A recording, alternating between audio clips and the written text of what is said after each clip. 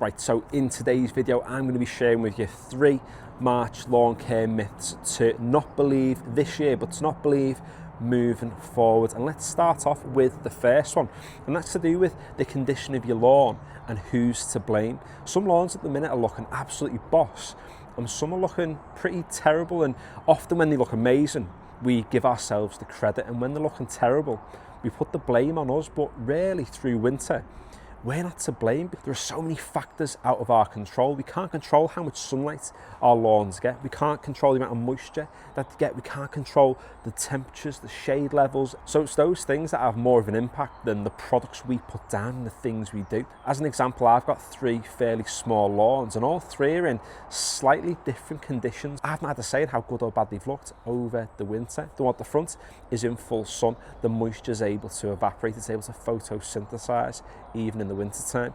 The one in the back garden's not seen any sun for the best part of 5 months, hence why it's gone a little bit thin, and hence why it's struggled quite a bit. But unfortunately, that is the nature of the beast. Unless you can pick up your lawn and physically move it somewhere else, then honestly, there's not much you can do, and that's fine. It's sort of nature's way of telling you that what you've put in that space isn't perfectly suited to that environment. If you think about most grass that you see out in the wild, it's not just grass plants, it's a mixture of grass and weeds and all sorts of different bits and bobs, and that's because biodiversity works well in nature, because not one plant is going to be completely dominant. When one plant starts to die, another one takes its place, and that moves us on to our second March lawn care myth, and that's that you should be overseeding this month. Now, in all honesty, you can. Technically, you can overseed at any time of the year. You can do it in May, June, July, you can do it in December, you can do it in January, you can do it in March as well. But just because you can, does that mean it's a good idea?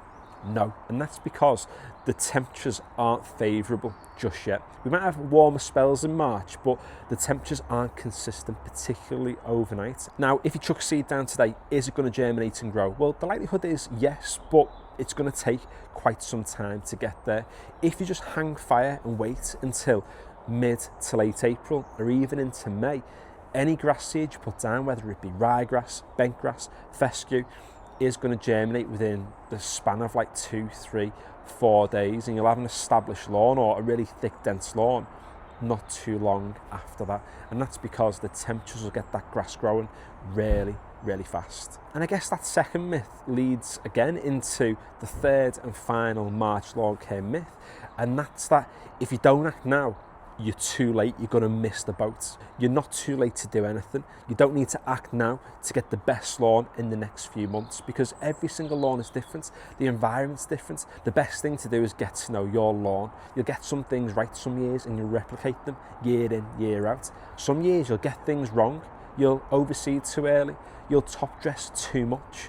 You'll aerate too late, and you won't get the results that you're after. But all that means is you take that mistake and you learn from it the next time you go and do that process. There can be a sense of like keeping up with the Joneses when it comes to things like lawn care, because everyone wants to post on Instagram and all other forms of social media to say, look how boss my lawn's looking, but you really don't have to. Come May, any lawn's going to look boss. Even the little horrible weedy patches look decent when they've had a feed and they've had a cut. I mean, up close they look horrific, but from a distance they don't look too bad. So even if you've got a poor lawn, by May it's going to look boss regardless. Just be patient. Do what your lawn needs when it needs done. So thanks for watching today's video. Feel free to give it a like. Chuck your thoughts down in the comments below, and if you think I've missed any lawn myths, then lash them down there as well so other people can have a little look and see. This channel is all about keeping lawn care simple, keeping it kind of cost effective and really easy to follow. So if you haven't already, consider subscribing to the channel. There's loads of lawn care already, getting you an absolutely boss lawn with very minimal products, very basic lawn practices, getting something that's almost golf green quality. So yeah, subscribe if that takes your fancy. Finally, thanks for watching.